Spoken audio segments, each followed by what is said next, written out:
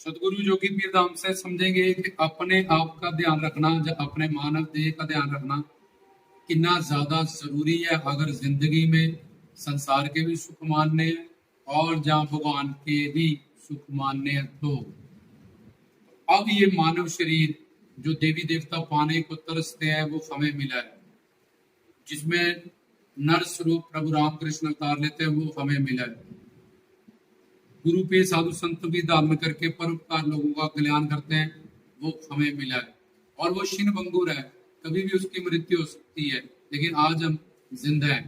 पहले उसकी महत्वता को समझे। इस शरीर को जिसको पाने के लिए देवी देवता तरस रहे हैं वो मेरे पास है। प्रभु रामकृष्ण धारण करते हैं नर शरीर, नर लीला करते हैं, राम लीला कहते हैं या कृष्ण लीला कहते हैं, वो मेरे पास है। गुरु पे साधु संत भी धारण करते हैं वो मेरे पास है।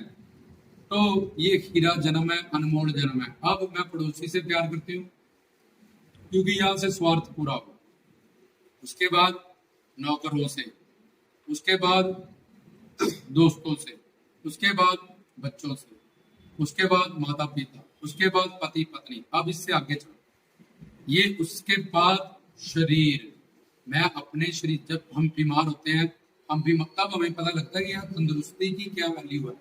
फिट रहना यार कितना जरूरी है। मुझे बुखार चढ़े मुझे बर्दाश्त नहीं है, मेरे दर्द हो मुझे बर्दाश्त नहीं है, मेरी फिटनेस खराब हो मुझे बर्दाश्त। इसका मतलब ऑटोमेटिकली मेरे नेचर में मेरा जो प्रेम है, लव है अपने शरीर के प्रति, वो है हेल्थ इज वेल्थ। इसको तंदुरुस्त रखना, इसको फिट रखना, ये कितना जरूरी है। ये सब अगर मैं पड़ोसी से प्यार करती हूँ उधर स्वार्थ है, तो अगर मेरा शरीर ही नहीं ठीक होगा तो ये नीचे के सारे रिश्ते, ना पति ना माँ बाप, ये सब मेरे लिए जीरो हो जाएंगे। तो अब शरीर से भी ऊपर अपना मन होता है कि मेरा मन ना परेशान हो, मैं जैसा कहूँ वैसे ही लोग बोले, वैसे ही वो करें। नहीं करेंगे, किसी का अंगूठा किसी से नहीं मिलता, इसलिए किसी की सोच किसी ने, तुम बेवकूफ हो, तुम ऐसा सोचते हो और अपने आप को दुखी करते हो क्योंकि तुम्हें ज्ञान नहीं है और तुमने नाम का ही सत्संग सुना है या नाम दान लिया है। अभी तुम्हें ABCD उसकी पता नहीं चली कि सत्संग होता है सारे कंसेप्ट को क्लियर करना, उस ज्ञान के साथ अपनी मन बुद्धि का जुड़ाव कर लेना कि वहां गोली चल रही है, वहां मत जाओ मारे जाओ, वहां मत जाओ, ये है सत्संग। इस रोटी में जहर है, मत खाओ मर जाओगे, ये है सत्संग। गोली चल रही है फिर वहां जा रहे हो मर रहे हो, सुना नहीं सुना एक बराबर है, तुम्हारा टाइम वेस्ट कर रहे हो।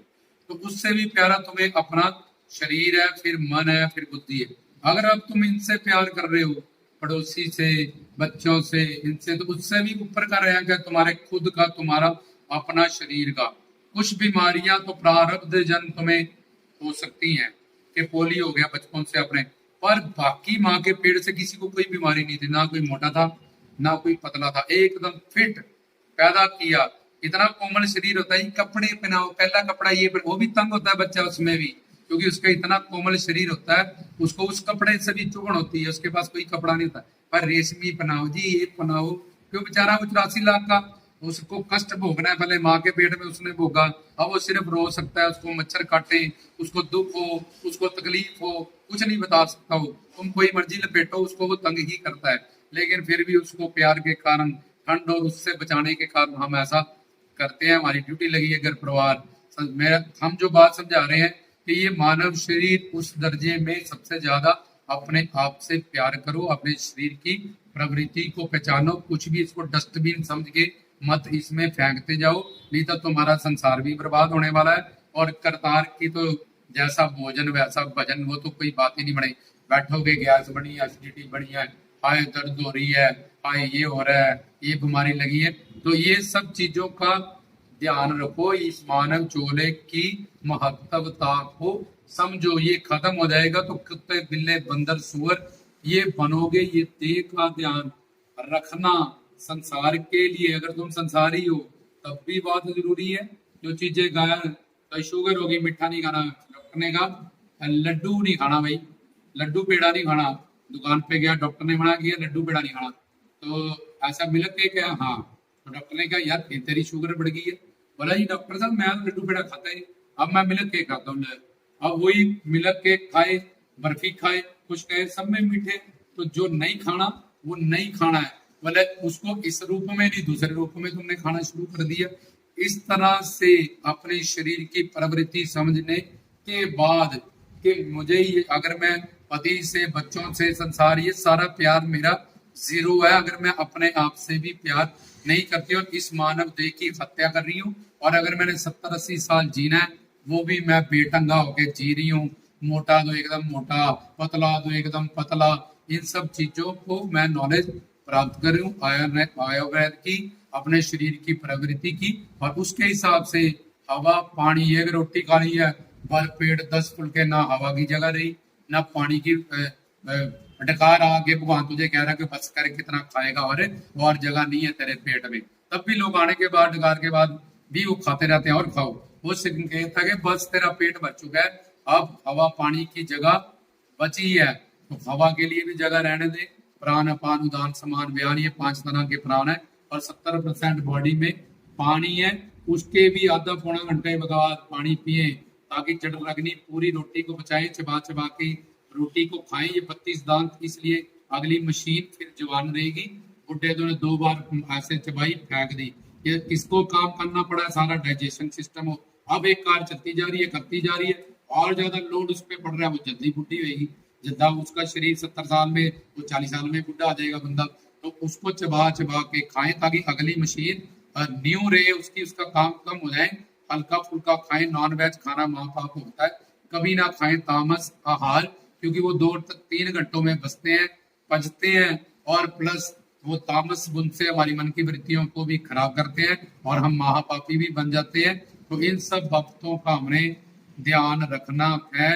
अगर पहले अपने आप से प्यार, ये मुझे बीमारी आई है तभी मैं सावधान होके इसको निकाल, इससे पहले ये मेरे अंदर घर कर जाए, पावर बना ले, और मुझे इस बीमारी से हारना पड़े, मैं इसका निवारण करूं, इसके विपरीत बुखार है तो इसके विपरीत चलूं, ये आया तो इसके विपरीत चलूं, तो इसका अंत करूं मैं किसी भी तरह से, ताकि मैंने 80 साल 90 साल जितना भी जीना है, मैं स्वस्थ तंदुरुस्त, एंड में क्या होगा, आत्मा शरीर से निकलेगी, 2 मिनट लेंगे, कुछ सेकंड लगे, पर एंड तक तुम स्वस्थ रहोगे, 90 साल तक, 80 साल तक। अगर प्रारब्ध जन्य तुम्हें कोई बीमारियां आ भी गई हैं तो वो भी तुम सिमरन करके मिटा सकते हो, सेवा करके मिटा सकते हो, अपना ज्ञान प्राप्त करके मिटा सकते हो। तो अपने शरीर को, तो भगवान बोलेगा ये अनमोल चेला, तुझे तो भाई अपने आप से ही प्यार नहीं है, तुम मुझसे क्या प्यार करेगी, या कृष्ण जी से क्या प्यार करेगी, या बाबा बालकनाथ जी, या पीर से, या गुरु से क्या प्यार करेगी।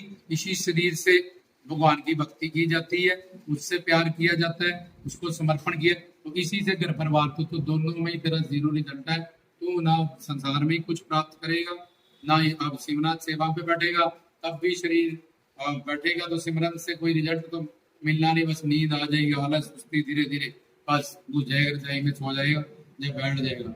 और संसार में भी अब तंदुरुस्ती नहीं है तो क्या प्राप्त करेगा, संसारिक सारे सुख भी मिल जाएंगे उसको, तब भी उसको कोई आनंद नहीं होगा। तो इसलिए अपने आप का ध्यान रखे, अपने मानव चोले की महत्वता को समझे, जब जब भी उसमें रोग आए उसके लिए सावधान हो जाए, दवा और दुआ दोनों प्राप्त करें। कई बार दवाओं काम नहीं करती है क्योंकि उसमें दुआ की जरूरत होती है, तो हमेशा गुरु पीरों संतों पीरों की दुआओं में रहे, और उस बीमारी का निवारण जब आई है तभी से करना शुरू कर दे। तुम्हारे शरीर में इम्यून सिस्टम है, रोग प्रतिशोधक शक्ति, तो किससे वो बढ़ जाएगी, एक तो सिमरन से बढ़ती है, सेवा से बढ़ती है, नाम जप से बढ़ती है, उसको बढ़ाएं। प्लस जो चीजें तुम्हारे लिए भगवान ने तुम्हारी शरीर की प्रवृत्ति बनाई है, जैसे शेर के लिए मांस खाना जरूरी है, उसको कोई पाप नहीं लगता, भगवान ने उसको ऐसे बनाया, ऐसे तुम्हें भगवान ने जिस प्रवृत्ति से बनाया हुआ है, उस वात की, पित्त की, कफ की, वो चीजें तुम्हारे लिए अमृत है, जो चीजें तुम्हारे लिए वर्जित है, तुम्हारे लिए वो जहर है, उनको खाना तो क्या, उनको देखे भी मत, उनको सोचे भी मत, नहीं तो उनको अपने शरीर में डाल के ला के ये मत सोचो कि तुम कभी भगवान से प्यार करते हो, तुम कभी गुरु से प्यार करते हो, क्योंकि तुम तो अपने आप से ही प्यार नहीं करते हो। जब कीर्तन होगा, भजन होगा, आए नहीं, ये पेट दर्द हो रहा था जी ऐसे हो गया था, तो तन मन धन तो तुमने दान कर दिया, गुरु को नाम दान लिया, तन मन धन, तो तन किसका है, प्रभु का। गोपियां बुढ़ी भी होगी तैयार होकर रहती थी। क्या पता कृष्ण कब मिला ले, कोई पता थोड़ी है। वो मुझे बोलेंगे तन मन धन सबसे तू मेरी थी, तू ऐसे ही गंदी बन के रहती है, तू ऐसे अपने अपना शरीर को बिगाड़ लिया, तुझे नहीं पता था मैं कभी भी तुझे मिलने आ सकता हूँ, कभी भी तुझे बुला सकता हूँ। तो उन्होंने बोला अब तो कृष्ण चले गए, वापिस कभी नहीं आएंगे। सूत बोले मर भी नहीं सकते हैं, ये तन भी तो उनके हैं, इसकी संभाल हमेशा तैयार होकर रहना, एकदम टिप टॉप रहना, अपने आप का संभाल करना। तो ये सब चीजें योग साधना में भी प्राणायाम प्रत्याहार ये सब अपनी फिटनेस के लिए लोग इतना सब कुछ काम करते हैं, लेकिन वो केयर ऑफ चीजें इकट्ठी कर रहे हैं। तो तुम सीधा भगवान ईश्वर से प्रेम करें और इस बात को समझे, हमेशा तंदुरुस्त करें। और एंड में जब मृत्यु होनी है तो 2 सेकंड का काम है, जब होनी होगी तब तो वो होनी है। प्रारब्ध जन कम से कम तब तक तो फिट रहे, और चाहे तुम जगदानंद ही प्राप्त करे हो संसार में, उसका भी आनंद तुम्हें तभी मिलेगा जब तुम्हारे पास फिटनेस है। और संसार में सेवा सिमरन भक्ति भी तब कर पाओगे जब पहले तुम खुद अपने आप से, अगर प्यार का दावा संसार के हिसाब से करते हो तब भी अपने शरीर की संभाल करना बहुत ज्यादा जरूरी है। क्या खाना है, क्या पाना है, कैसे बोलना है, किसको किस तरह से बोलना है, कैसे किसी का मन दुखाना, ये सारी चीजें उसमें मैटर करती हैं। तो इन सब बातों का ध्यान रखें और अपने आप की महत्वता को समझें कि मेरे प्रभु ने मुझे ये मानव शरीर प्रदान किया 84 लाख में घूमने के बाद, तो सबसे अनमोल जो मेरे पास धन है वो मैं खुद हूँ, और इससे जिस काम के लिए मुझे मिला है मैं इसको उस तरफ लगाऊं, हर पल हर मिनट हर उसके चिंतन में रहूं। और जहां जहां मैंने गलतियां की है, जो जो खान पान से बात कब से, उसको मैं सुधारूं, और सेवा सिमरन से फिर जैसे माँ के पेट से मैं फिट आया था वैसे ही मैं बन जाऊं, और फिर अपने इस मानव चोले में भगवान का भी आनंद मानूं और भगवान की दी हुई दातों का भी आनंद मानूं। जय